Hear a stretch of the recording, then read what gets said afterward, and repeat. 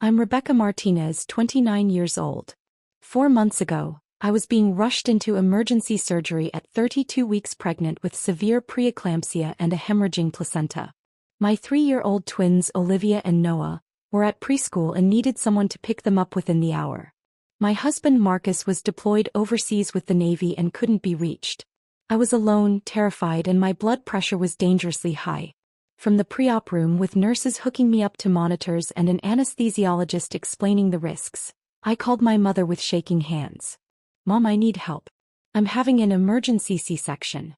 The baby's in distress and I have preeclampsia. Can you please pick up the twins from Little Sunflower Preschool? They close at 6 and I'm going into surgery now." There was a pause. Then my mother's voice, annoyed and dismissive. "Rebecca, we have Hamilton tickets tonight. You know how long we've been waiting for this show. It's been sold out for months. Your father and I flew your sister in from Boston specifically for this." I couldn't breathe. "Mom, I might die. The doctor said my blood pressure is stroke level. The baby's heart rate is dropping. Please." "You're being dramatic," she cut me off. "You had 2 easy births with the twins. This is probably nothing. Can't you postpone it? Or call one of those babysitting apps? We've had these tickets since February. Do you know what we paid for them? $850 per ticket. We're not missing Hamilton because you're having another baby." A nurse looked at me with an expression of pure shock. The anesthesiologist actually stopped what he was doing. "Mom, the twins are 3 years old. They need family. They need someone they know." "Then you should have thought of that before getting pregnant again while your husband is deployed. We raised our children, Rebecca. We're entitled to enjoy our retirement. Figure it out yourself. You're an adult." The line went dead. I stared at the phone. The nurse gently took it from my hand. "Honey, we need to get you prepped. Is there anyone else?" There wasn't. Marcus's parents had both passed away before we met. My younger sister Amanda was apparently in town for the Hamilton show, which she clearly valued more than her niece, nephew, and unborn baby sibling. My father had never contradicted my mother in his life. I had no one. "I need to make a call," I whispered through tears. My hands were shaking so badly the nurse had to dial the number for me. I contacted Guardian Angel Nanny Service, a premium agency I'd researched when the twins were born. Despite the contractions, despite the fear, I explained my emergency.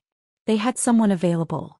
A woman named Margaret who could pick up the twins within 20 minutes and stay with them as long as needed. $55 an hour, 48-hour minimum commitment. I gave them my credit card information while a nurse was checking my vitals and telling me we needed to go now. Then I did something else. Something that had been building inside me for 9 years. I opened my banking app and canceled the automatic transfer. $4,500. Every single month. For 9 years and 3 months. I did the math even through the haze of fear and pain. $486,000. Almost $500,000 I'd secretly been sending my parents since I was 20 years old. They thought they were living comfortably on my father's teacher pension and their savings. They had no idea their mortgage, their property taxes, their homeowner's insurance, their car payments, even their country club membership. All of it was being funded by the daughter they couldn't be bothered to help in a medical emergency. Before I tell you what happened when my grandfather walked into that hospital room, if you're connecting with this story, I'd really appreciate a like and subscribe. But only if it's genuinely resonating with you. Now let me tell you how I got to this point, because this didn't start with an emergency C-section. Growing up, I was always the responsible one. The one who didn't cause problems. Amanda, for years younger, was the golden child. Artistic, spontaneous, free-spirited. She dropped out of college twice, changed majors 4 times, and finally got a degree in art history that led to exactly 0 job prospects. My parents called her creative and finding herself. I was boring. Predictable. I got straight A's, went to State University on an academic scholarship, became a certified public accountant, married my high school sweetheart, and had twin babies at 25. My parents' reaction to my twins? That's a lot of responsibility for someone so young. Are you sure you can handle it? When Amanda decided to move to Boston to explore the art scene, at 24 with no job and no plan, my parents gave her $30,000 to get started. When I asked for help with a down payment on a house for my growing family, my mother said, "You make good money. You should be able to save." I made $68,000 a year as a CPA. Marcus made $52,000 as a Navy logistics specialist before his deployment. We were comfortable but not wealthy. Certainly not wealthy enough to be secretly supporting my parents' lifestyle while raising twins and saving for our own future. But when I was 20, just starting my first real job after graduation, I visited my parents and saw a foreclosure notice on the kitchen table. My father's pension wasn't enough. They'd refinanced their house 3 times and were drowning in debt. The house they'd lived in for 28 years was going to be taken away in 60 days. I couldn't let that happen. Despite the favoritism, despite the way they dismissed my achievements while celebrating Amanda's creative spirit, they were still my parents. So I went to their bank, worked out a payment plan, and started making their mortgage payments. Then I saw their car loan was in default, so I took that over too. Then property taxes. Then insurance. Then their country club dues, because my mother said it would kill her to lose her social standing. For 9 years I lived modestly. We rented instead of buying. I drove a 7-year-old Toyota. I bought the twins' clothes at consignment sales. I clipped coupons and meal planned obsessively while my parents maintained their 3-bedroom house in the nice part of town, drove newer cars, took annual cruises, and kept their country club membership. They never questioned where the money came from. They just assumed things had magically gotten better. They never thanked me because they never knew. When I got pregnant with the twins, my mother's response was, "Twins? That's going to be exhausting. I hope you're not expecting us to babysit all the time." They'd watched the twins exactly 11 times in 3 years. 11 times. Always for a few hours, always when it was convenient for them, and always with complaints about how tiring it was. When Marcus got deployment orders, my mother said, "Well, that's the military life. You knew what you were signing up for." When I asked if they could maybe help more while he was gone, she said, "We have our own lives, Rebecca. We can't just drop everything because you chose to marry someone in the military." But they'd flown to Boston 6 times in the past 2 years to visit Amanda. They'd funded her art studio to the tune of $15,000. They posted constant photos on Facebook of their adventures with our creative daughter, while I wasn't mentioned at all. Last Christmas, Amanda came home and announced she was taking a break from capitalism and moving back in with our parents for a while. They were thrilled. When I asked if they could watch the twins for one evening so I could go to a holiday party for work, my mother said they were too busy helping Amanda settle in. The C-section took 3 hours. My son was born at 32 weeks, weighing 4 pounds 3 ounces. They immediately took him to the NICU. My blood pressure was so high during surgery that I had a small seizure on the table. The doctors told me later that if they'd waited even 30 minutes longer, both the baby and I would have died. When I woke up in recovery, Margaret was there. She'd brought Olivia and Noah to the hospital, and they were sleeping in the family waiting room with her. A nurse told me Margaret had given them dinner, read them stories, and told them their baby brother was going to be okay and Mommy would see them soon. "Your twins are precious," Margaret whispered when she came into my room. "They were scared, but I told them you were strong and everything would be okay. They wanted to make you pictures." She handed me 2 crayon drawings, stick figures of our family with a tiny baby. I started sobbing. This stranger had done more for my children in 4 hours than my own mother had done in 3 years. Margaret stayed for 3 days until Marcus's emergency leave came through and he could fly home. The bill came to $4,290. I paid it without hesitation. Worth every single penny. My mother didn't call to check on me. Not once. Not to ask if the baby was okay. Not to ask if I'd survived. Nothing. On day 4, my phone started ringing. My mother. I ignored it. She called again. And again. By evening, she'd called 31 times. My father called 19 times. Even Amanda called, which was shocking since we barely spoke. I finally answered on call number 43. "Rebecca." My mother's voice was pure hysteria. "What have you done? What have you done?" "I just had emergency surgery and almost died, Mom. Thanks for asking. Your grandson is in the NICU fighting for his life. Also thanks for asking. Don't you dare guilt trip me. The mortgage payment bounced. The bank is calling. We're getting late fees. What is happening?" "I canceled the automatic transfer," I said calmly. "What transfer?" "The $4,500 I've been sending you every single month for 9 years. I stopped it." Complete silence. Then, that was you? His mom. That was me. Every month since I was 20 years old. Your mortgage, your car payments, your property taxes, your insurance, your country club membership. All of it. $486,000 total. You're welcome, by the way. But we thought, your father's investments. Dad doesn't have investments, Mom. He has a teacher's pension that barely covers groceries. You've been living off my income for almost a decade. And when I needed you for one single afternoon to watch your grandchildren while I had life-saving surgery, you told me you weren't missing Hamilton. You don't understand. Those tickets were $850 each. We'd been planning this for months. And I'd been planning to not die in childbirth, but I guess your entertainment was more important than your daughter's life. Rebecca, you're being unfair. No, Mom. I'm being done. I hired a stranger to care for Olivia and Noah. She was there for them when their mother almost died. She held them and comforted them and made sure they were safe. You were at a Broadway show. Every automatic payment is canceled. You're on your own. We'll lose everything. The house, the cars, the club membership.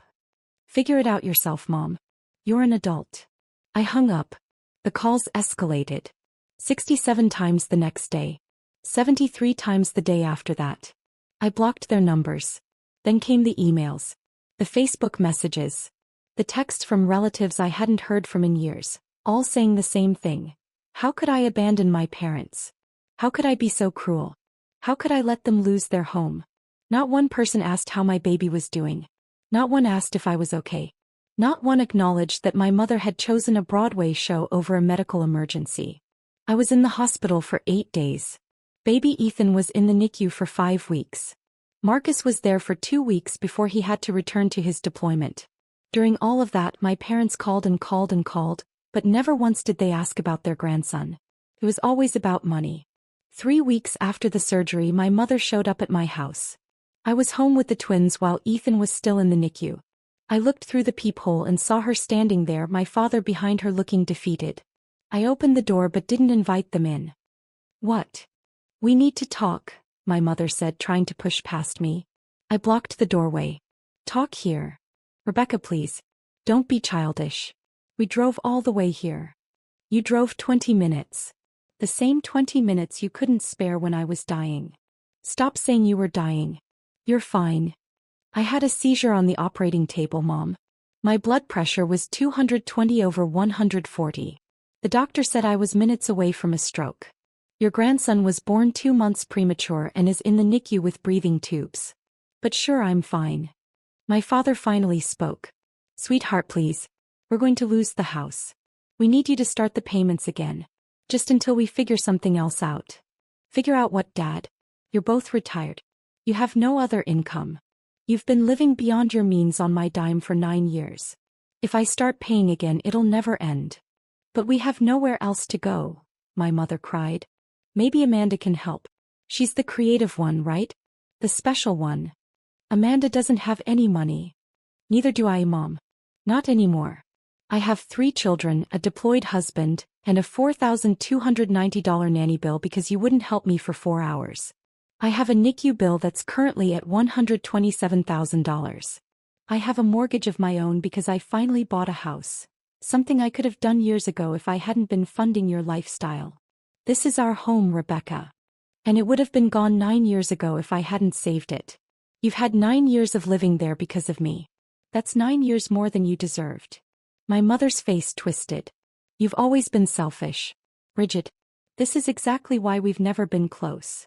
Something inside me cracked open. We've never been close because you've never wanted to be close to me. I'm not artistic like Amanda. I'm not fun or spontaneous. I'm just reliable, boring Rebecca who pays the bills and doesn't complain. Well, I'm done. I'm done paying for a relationship that's always been one-sided. If you don't help us, we'll be homeless. Then I guess you'll figure it out. You're adults. I closed the door. My mother pounded on it for 15 minutes while Olivia and Noah stared at me with confused faces. Why is Grandma yelling? Olivia asked. Because she wants something I can't give her anymore, I said. Is it love? Noah asked in that eerily perceptive way 3-year-olds sometimes have. Yeah, buddy. Something like that. The calls continued. My mother called 82 times in a single day. When I blocked her on everything, she started showing up at my house. I stopped answering the door. She left notes. You're destroying this family. Your father is having chest pains from the stress. How can you live with yourself? Then came the social media campaign. My mother posted a long, detailed Facebook post about her ungrateful, selfish daughter, who abandoned her elderly parents in their time of need. She painted herself as the loving mother who'd sacrificed everything, now being punished by a heartless child. She left out the Hamilton tickets. She definitely left out the $486,000. Extended family I barely knew started commenting. Elders deserve respect. Family takes care of family. What happened to family values? I didn't respond. I was too busy with NICU visits, taking care of the twins and trying to keep myself together while my husband was overseas. But then 4 weeks after Ethan's birth, something happened that changed everything. I was at the hospital sitting next to Ethan's isolette in the NICU, when a nurse came in and said I had a visitor. He says he's your grandfather. Should I send him in? My grandfather? My mother's father had died when I was 6. My father's father had died before I was born. What's his name? I asked confused. Frank. Frank Morrison. My heart stopped. Frank Morrison was my mother's father, but he wasn't dead. That was just what my mother told everyone. There'd been some kind of massive falling out when I was young and my mother had cut him off completely. She told the entire family he was dead and forbidden anyone from contacting him. Yes, I said quickly. Please send him in. An elderly man walked in, 81 years old but standing straight and tall. He had kind eyes and my mother's nose. He looked at Ethan in the isolette, then at me, and his eyes filled with tears. Rebecca, he said softly. I know you probably don't remember me. You were so young when your mother decided I was dead. I remember you, I said. And I did. Vague memories of a man who brought me books and played board games with me. Then suddenly he was gone and we were told he'd died. What are you doing here? Your Aunt Linda called me. Your mother's sister. He told me what happened. The emergency C-section. Your mother choosing Broadway tickets over helping you. The money you've been sending all these years. She thought I should know. He pulled up a chair and sat next to me. I need to tell you something about your mother. She wasn't always like this. When she was young she was sweet, kind. But after her mother and I divorced, something changed. She became entitled, manipulative. She learned to play victim and make everyone else feel guilty for not giving her what she wanted. Why did you and Grandma divorce? I'd never known the real story. Because I couldn't watch her turn your mother into a monster. Your grandmother enabled every bad behavior. When your mother stole from her college roommate, your grandmother blamed the roommate. When your mother maxed out credit cards in my name, your grandmother said I should just pay them. I finally left when your mother was 19. Your grandmother turned her against me, told her I'd abandoned them. Your mother believed it. He looked at me intently. She's done this before, Rebecca. Found someone to fund her lifestyle. She did it to her first husband, Amanda's biological father. Did you know Amanda has a different dad? I didn't. What? Your mother was married at 22 to a man named David Chin. Lovely guy, owned a successful restaurant. She drained him dry. Ran up his credit cards, demanded expensive trips, spent money faster than he could make it. When he finally put his foot down, she divorced him, got half his assets and moved on to your father. Your dad is a good man but weak. He won't stand up to her. Why are you telling me this? Because you need to know that what you did, cutting off the money, was right. She'll never change, Rebecca. She'll take everything you have and still demand more. You could give her $1 million and she'd want $2 million. You could die for her and she'd complain that you didn't die more conveniently. I started crying. All those years. All that money. All that trying to be good enough. Listen to me, he said firmly. I've been watching from afar. Linda keeps me updated. I know you've been supporting them since you were 20.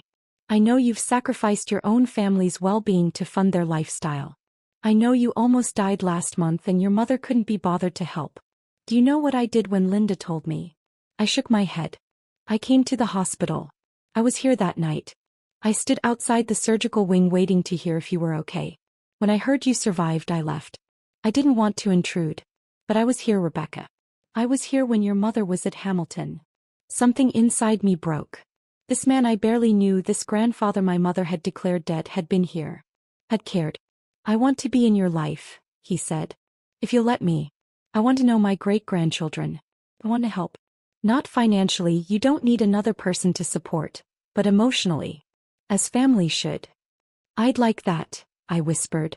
We sat together for 2 hours. He told me stories about my mother's childhood, the warning signs everyone ignored, the pattern of behavior that had repeated across decades. He told me about David Chin, Amanda's real father, who'd had to declare bankruptcy after my mother left him. He told me about his own recovery from enabling her behavior. When your grandmother died, he said, your mother didn't even tell me. I found out 3 months later from Linda. I wasn't invited to the funeral. That's the kind of person she is. She cuts people off when they stop being useful.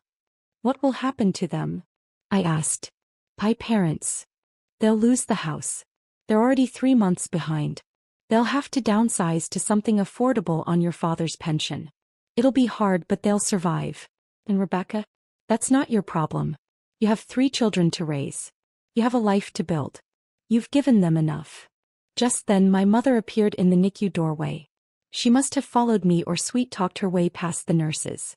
She saw me, started to speak, then saw the man sitting next to me. Her face went white. Dad. Hello, Christine, Grandpa Frank said calmly. You're not supposed to be here. Rebecca, what is he doing here? He came to meet his great-grandson, I said. The one you haven't asked about once. You don't understand, he's toxic, He was here the night I almost died, I interrupted. He was in this hospital waiting to hear if I was okay. Where were you? We had Hamilton tickets. I know. You've mentioned it. My mother's eyes darted between us, panicked. She was losing control of the narrative. Rebecca, if you don't reinstate the payments by Friday, we lose the house. Your father's health. Your father's health is fine, Grandpa Frank said coldly. I talked to him yesterday. He's stressed because you're making him stressed. He wants to downsize and live within his means. You're the one who refuses. Stay out of this, my mother snapped. This is between me and my daughter. Is it? Grandpa Frank stood up slowly. Because from what I can see, this stopped being a relationship years ago. This is just you taking and her giving until she finally ran out. My mother turned to me, desperation in her eyes. Rebecca, please. I'm your mother. I gave birth to you. I raised you. You owe me. I owe you $486,000? I asked quietly. Because that's what I've already given you. I think we're square. That's different. That was your mortgage. Your car. Your lifestyle. Your country club. Your cruises. For 9 years I paid for all of it while you treated Amanda like a princess and me like a disappointment. For 9 years I went without so you could have everything.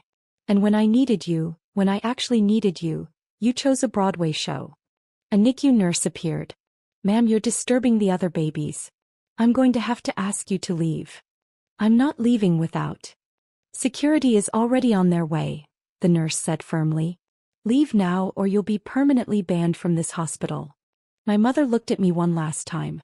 You'll regret this. When you're old and need help, don't come crying to me. I won't, I said. I have family now. Real family.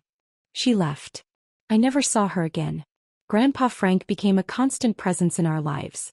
He was there when Ethan came home from the NICU. He was there every Sunday for family dinner. He taught the twins to play chess and read them books. He sent care packages to Marcus overseas. He was everything a grandparent should be. 2 months after the surgery, my parents lost the house. They moved into a 2-bedroom apartment 40 miles away. Aunt Linda told me they were adjusting, but that my mother was making everyone miserable with constant complaints. Amanda surprisingly reached out. Mom's been calling me nonstop asking for money. I don't have any to give. She's furious. I think I'm officially the disappointment now. Welcome to the club, I said. I'm sorry, Amanda said quietly. For everything. For not being there. For letting them favor me. For not standing up for you. Are you sorry enough to help them financially? I asked. God, no, she said. I barely have enough to support myself. Then we agree on something. We started talking more. Slowly building a relationship that wasn't mediated by our parents. It wasn't much, but it was something. 4 months after the surgery I was fully healed. Ethan was thriving, nearly caught up developmentally despite his early arrival. The twins were starting pre-K. Marcus was home on leave for 3 weeks before his next deployment. We were having Sunday dinner at Grandpa Frank's house when my phone rang. Unknown number. I almost didn't answer, but something made me pick up. Rebecca Martinez? A professional male voice. Yes. This is James Walsh, attorney at law. I'm calling regarding Christine Morrison, your mother. She's listed you as next of kin on some financial documents. I need to inform you that foreclosure proceedings on her property are complete, and she's facing additional legal action regarding credit card debt. She's given your contact information to several creditors. I wanted to give you a courtesy call before they start contacting you. Thank you for letting me know, I said calmly. For the record, I have no legal or financial obligation to my mother's debts. Any creditor who contacts me will be directed to cease and desist. That's exactly right, he said. I had a feeling you'd know that. Good luck, Ms. Martinez. Grandpa Frank was watching me when I hung up. Your mother's creditors? Yep. Good for you for knowing your rights. I'm a CPA, I reminded him. I know exactly where my obligations end. Marcus squeezed my hand. I'm proud of you, he whispered. Today, 6 months after that emergency C-section, I'm sitting in my backyard watching my 3 children play. Olivia and Noah are pushing Ethan in a baby swing, singing to him.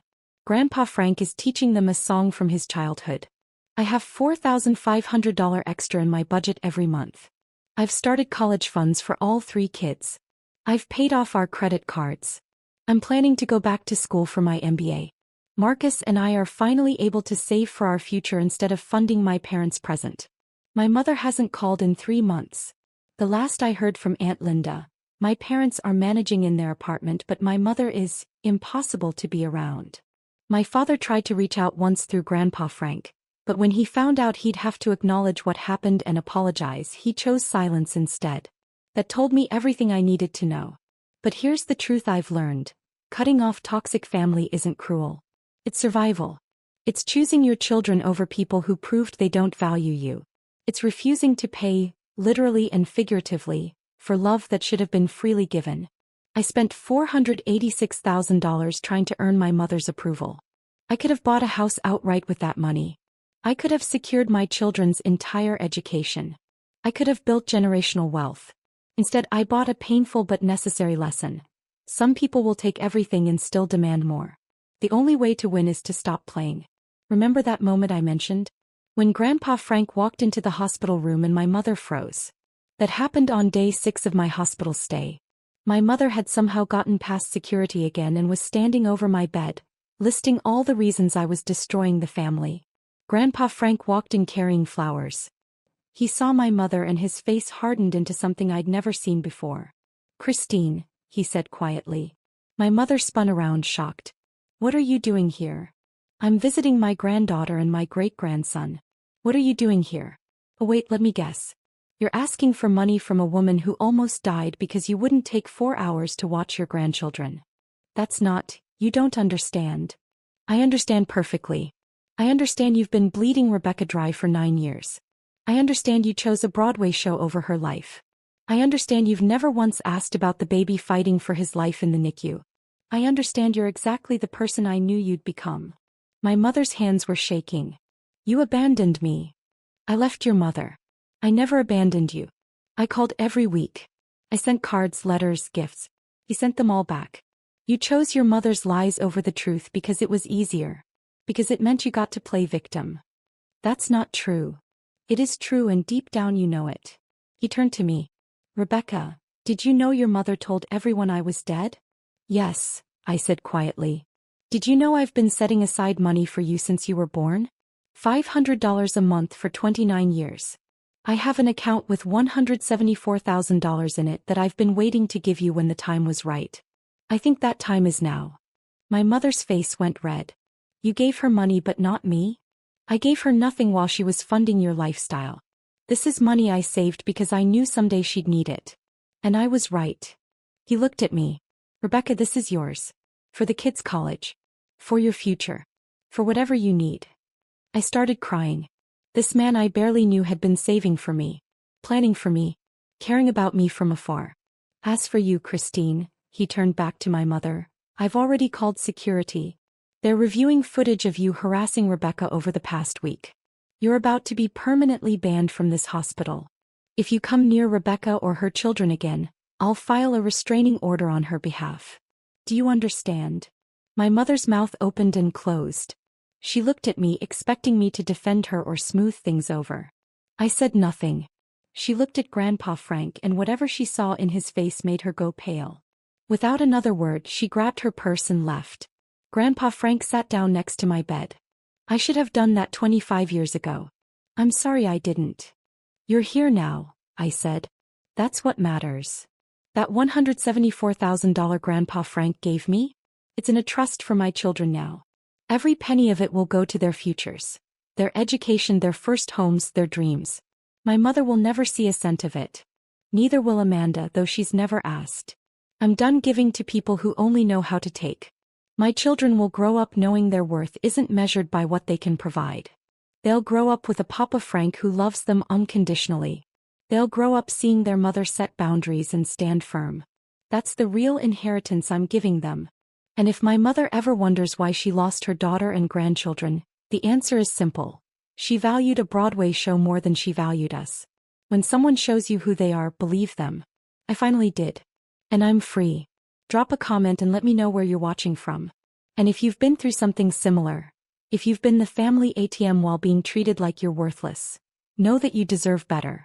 You always have. Choose yourself. Choose your children. Choose the people who show up. It's the best decision I ever made.